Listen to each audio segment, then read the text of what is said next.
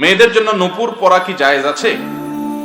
মেয়েরা পায়ে নূপুর পড়তে পারে, শর্ত হলো সে নূপুরে কোনো প্রকার মিউজিক থাকতে পারবে না। যদি নূপুরে মিউজিক থাকে তাহলে সেক্ষেত্রে সেই নূপুর পরা জায়েজ নয়। আম্মাজান আয়েশা রাদিয়াল্লাহু তাআলা আনহার বাসায় এক ভদ্র মহিলা এসেছেন, তার পায়ে নূপুর পরা ছিল এবং সেখানে মিউজিক ছিল।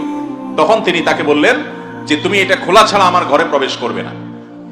অতএব মিউজিকের যদি কোনো ব্যবহার থাকে কোনোভাবে তাহলে সেটা জায়েজ নয়। আর যদি মিউজিক না থাকে কিন্তু নূপুরের একটা আওয়াজ আছে, সে আওয়াজ এবং নূপুর পায়ে পরার পর যে পায়ের সৌন্দর্য, এটা পরপুরুষের সামনে যদি প্রকাশ না করেন কোনো মা কোনো বোন, তাহলে তার জন্য এটা জায়েজ আছে। যেমন তিনি তার বাসা বাড়িতে পরে থাকলেন, অথবা তিনি এটা পরার পর রাস্তাঘাটে এটা প্রদর্শন করে বেড়ালেন না, বরং তিনি এটা পরে তার স্বামীর সামনে তিনি গেলেন, মাহরামদের সামনে তিনি গেলেন, ঘরে বাড়িতে একান্তে তিনি পড়লেন, পরপুরুষের সামনে রাস্তাঘাটে এটা পরে প্রকাশ করে বেড়ালেন না। এরকম যদি হয় তাহলে সেই নূপুর পরা অবশ্যই জায়েজ আছে। মহিলা সাহাবীদের অনেকেই নূপুর পরেছেন বলে বর্ণিত আছে বিভিন্ন হাদিসে।